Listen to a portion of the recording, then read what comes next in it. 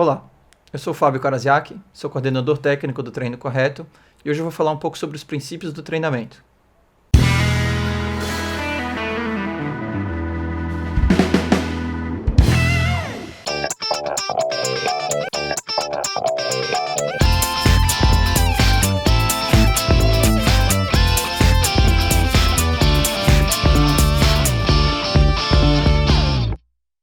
Os princípios do treinamento são orientações que todo treinador deve levar em conta na hora de montar o treinamento dos seus treinados, dos seus atletas ou dos seus clientes. Os princípios são citados por vários autores, diferentes nomenclaturas, mas na sua essência eles dizem mais ou menos a mesma coisa. O que a gente vai falar nesse vídeo, a gente vai falar sobre os princípios de acordo com 3 autores, de acordo com Dantas, com Bompa, e os princípios de treinamento de força e musculação, também de Bompa e Cornacchia. De acordo com Stélio Dantas, o treinamento tem 6 princípios. O primeiro deles é individualidade biológica, ou seja, cada pessoa é uma pessoa. Cada indivíduo tem suas particularidades, tem suas características, e esse tipo de informação deve ser considerada para montar o treinamento. O segundo princípio é o princípio da adaptação. Ou seja, quando a gente coloca o organismo em uma situação de estresse, ele vai se adaptar para vencer aquela situação. E isso é basicamente o treinamento. Então, durante o treinamento, a gente estressa a musculatura, estressa o organismo e ele se adapta. O terceiro princípio é o princípio da sobrecarga, que é exatamente esse estresse. A quantidade de carga, de volume que a gente vai colocar para que a gente consiga gerar uma adaptação, é o princípio da sobrecarga. O quarto princípio é a interdependência de volume e intensidade. No treinamento esportivo, a gente considera como volume qualquer variável que influencie na duração, no tempo ou na quantidade de vezes que a gente vai executar um exercício, uma ação. E a intensidade é basicamente a dificuldade, a carga, o peso que a gente vai fazer aquilo ali. Essa interdependência vai depender da época do ano, do nível de condicionamento físico, e embora eles pareçam antagônicos, de modo que a gente não consiga manter um exercício durante muito tempo, conforme a gente vai aumentando a intensidade, é possível, sim, que eles cresçam ou diminuam juntos, dependendo, claro, da época do ano e do objetivo daquela sessão de treino. O quinto princípio é o princípio da continuidade. A continuidade de treino significa manter o treinamento durante bastante tempo. Não numa sessão, mas você só vai conseguir benefício se você se mantiver treinando. E esse fato de se manter treinando é que vai te trazer um acúmulo de adaptações e vai fazer tu conseguir os teus resultados que tu espera.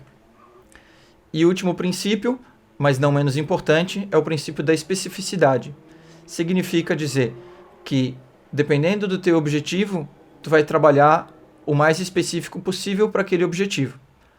Por exemplo, se uma pessoa vai correr uma maratona, não tem necessidade dela treinar remo. Ela vai treinar a corrida. E ela vai, por mais que ela possa utilizar o treino de remo para obter alguns benefícios fisiológicos do treino de remo, do treino aeróbio, a grande parte do treino dele vai ser de corrida. Assim como não faz sentido colocar um jogador de futebol para fazer ginástica olímpica ou fazer natação. O que ele mais vai fazer no treino dele é o que é específico do esporte dele. Esses 6 princípios são muito comuns e são muito populares aqui no Brasil. Os princípios propostos por Tudor Bompa, romeno, eles são 7 e não são tão populares, mas a gente vai falar aqui deles da mesma maneira. O primeiro princípio proposto por Bompa é o da participação ativa, que eu acho extremamente importante porque ele divide a responsabilidade entre treinador e atleta. Significa que o atleta tem que estar ciente dos seus objetivos, das suas responsabilidades e tem que participar ativamente do seu treinamento. Não basta simplesmente seguir o que o treinador falou no momento do treino e esquecer o restante dos seus objetivos. Ele tem que estar ciente do que está acontecendo ele tem que estar ciente do que, como o organismo dele responde, e ele tem que estar em constante contato e conversa com o seu treinador para participar ativamente do seu treinamento. Outro princípio comentado pelo Bompa é do desenvolvimento multilateral. Significa não trabalhar o lado direito e o lado esquerdo. Significa que nas etapas iniciais do treinamento, o treino deve trabalhar para todas as direções. Então, se tu está trabalhando com uma criança, com um adolescente que ele está iniciando em algum esporte, tu não deve trabalhar tão à risca o princípio da especificidade. Tu deve trabalhar de maneira global para que ele ganhe uma vivência motora em vários aspectos e não só naquela especialização, para que não seja uma especialização muito precoce. O terceiro princípio é sim o princípio da especialização, que é igual ao princípio da especificidade. O quarto princípio ele chama de individualidade, que é exatamente o princípio de individualidade biológica. O quinto princípio é o princípio da variedade. O que ele quer dizer nesse princípio é que o treino não deve ser monótono. Ele deve ter diferentes características, diferentes formas de trabalhar a mesma coisa, porque a motivação também é uma coisa que deve ser cuidada na hora de montar o treino, e o fato de mudar o teu treino, de causar uma variedade de treinamento, vai te trazer benefício para se motivar mais e treinar mais. O sexto princípio proposto por Bompa é o princípio da modelação. Ele quer dizer que o treinamento deve seguir o modelo da competição. Então, basicamente, é só um incremento ao princípio de especialização que foi comentado ali atrás, e é um detalhamento maior do princípio da especificidade. O último princípio é o princípio da progressão da carga. Significa que o treino e a carga devem progredir conforme o tempo vai passando. Basicamente, isso é uma junção dos princípios do Dantas de continuidade, de sobrecarga e de adaptação. Esses princípios que eu mencionei agora, dos dois autores, eles são princípios gerais para o treinamento. O que eu vou falar agora são os princípios do treinamento de força, que foram publicados no livro de Bompa com Cornacchia, em um livro especializado em treinamento de força. Eles comentam de 3 princípios para o treinamento de força, que já foram mencionados aqui. O primeiro deles é a variabilidade, o segundo é a individualidade biológica, e o terceiro é a adaptação à sobrecarga progressiva, que o próprio nome dos 3 já submete aos princípios que a gente comentou antes. E o que é bem interessante é que eles comentam das 3 leis do treinamento de força e culturismo, que em muitos casos são deixadas de lado. Mas eu acho muito interessante comentar. Inclusive, essas 3 leis já foram comentadas numa postagem do site. A primeira lei diz: antes de desenvolver força muscular, desenvolva flexibilidade articular.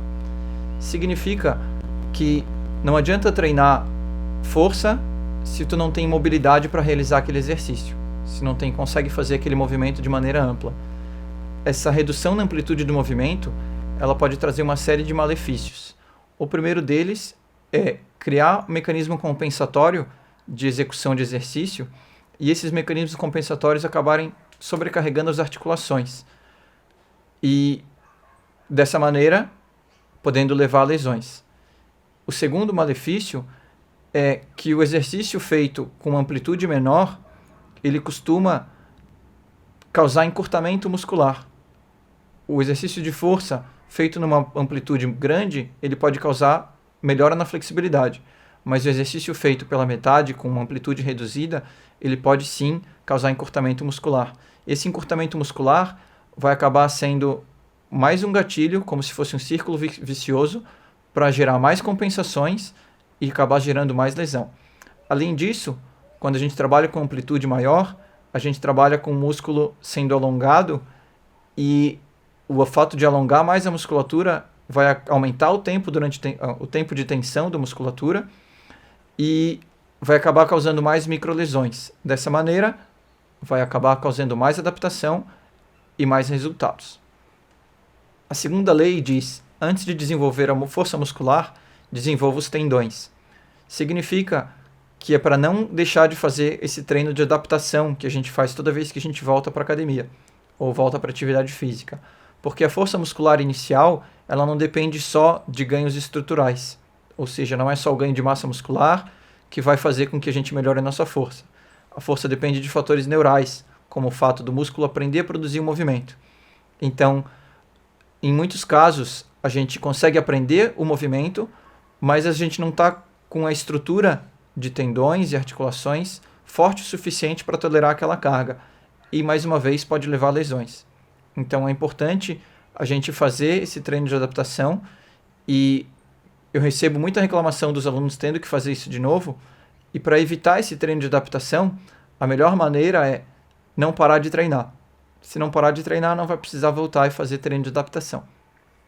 E o terceiro princípio diz que antes de desenvolver os membros, desenvolva o tronco. Significa que a força do exercício deve partir do centro para as extremidades. Então não adianta treinar braço e perna antes de fortalecer core, fortalecer ombros, peitoral, costas, porque essa região central do corpo é que vai dar estabilidade para o nosso corpo produzir força. E se a gente não tiver estabilidade, a gente pode causar compensações e, mais uma vez, levar a lesão por causa desse tipo de coisa. Basicamente é isso.